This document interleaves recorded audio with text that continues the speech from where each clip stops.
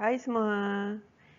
Kita bertemu lagi dalam kelas refleksologi kaki bagi kemahiran vocational spesifik KSSM Pendidikan Khas Kefungsian Sederhana.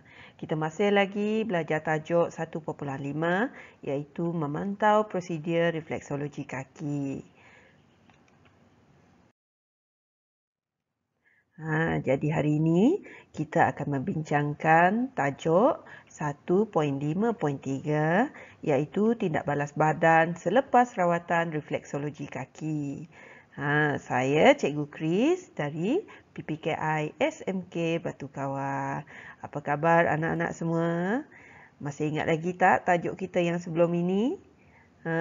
Sebelum ini kita belajar tentang krisis penyembuhan.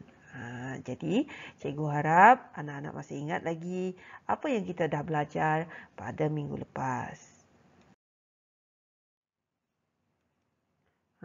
Jadi, sebelum kita meneruskan topik pembelajaran kita pada hari ini, cikgu nak kongsikan tentang objektif pembelajaran kita pada hari ini.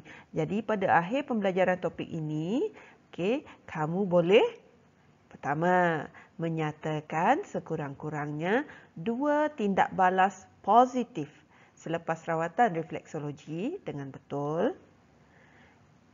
Yang kedua, menyatakan sekurang-kurangnya 2 tindak balas negatif selepas rawatan refleksologi dengan betul. Dan objektif yang ketiga, menyatakan sekurang-kurangnya 2 kesan eliminatory selepas rawatan refleksologi dengan betul. Ini pula kriteria kejayaan. Saya boleh pertama, mendengar dan mengikut arahan secara lisan atau bertulis. Yang kedua, melengkapkan nota dengan kemas. Dan yang ketiga, menjawab soalan menggunakan Google Quiz. Kalau minggu lepas kita belajar tentang krisis penyembuhan yang mungkin berlaku semasa atau selepas rawatan refleksologi, hari ini kita lihat tindak balas selepas rawatan refleksologi kaki. Jadi tindak balas selepas rawatan ini terbahagi kepada 3. Yang pertama, tindak balas positif. Yang kedua, tindak balas negatif. Yang ketiga, kesan eliminatory. Perkataan eliminatory ini adalah perkataan bahasa Inggeris. Dalam bahasa Malaysia, ianya merupakan kesan penyingkiran. Sebagai seorang juru refleksologi, anda kena tahu bagaimana mengenal pasti sama ada tindak balas itu adalah tindak balas positif, tindak balas negatif ataupun kesan eliminatory supaya kamu boleh memberikan nasihat kepada pelanggan. Jom kita lihat apakah contoh-contoh tindak balas positif. Contoh yang pertama, selepas rawatan refleksologi, pelanggan akan merasakan satu perasaan yang tenang, relax. Ataupun ada pelanggan yang dia rasa bertenaga. Contoh tindak balas positif yang seterusnya, ada pelanggan yang mungkin memberikan maklum balas bahawa dia dapat tidur dengan lebih nyenyak. Ataupun ada pelanggan yang berasa lebih gembira selepas rawatan refleksologi. Jadi kalau tadi ada pelanggan yang berasa seronok selepas rawatan refleksologi, berasa tenang.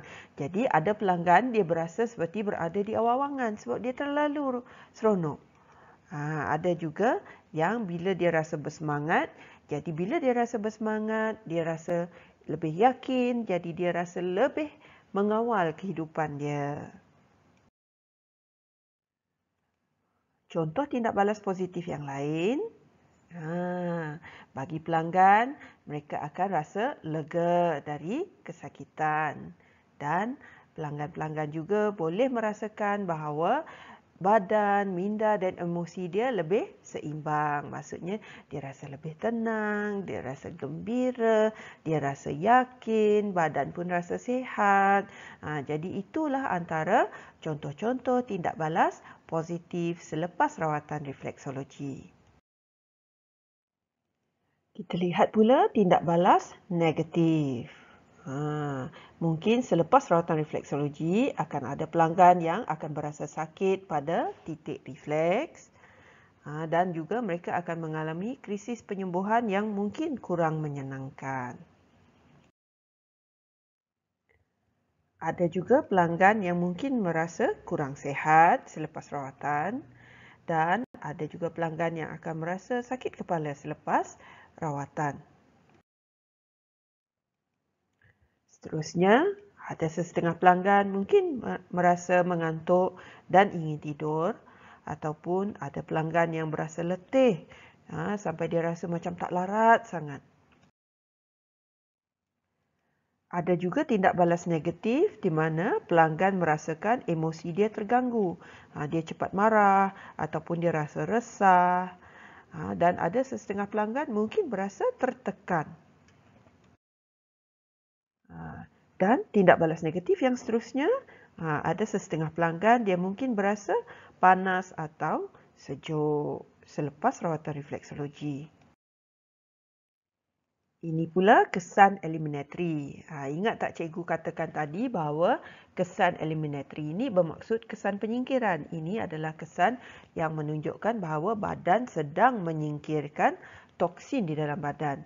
Jadi sesetengah pelanggan mungkin dia lebih kerap buang air besar ataupun air kecil. Ataupun sesetengah pelanggan mungkin berasa sembelit ataupun cirit-birit yang ringan.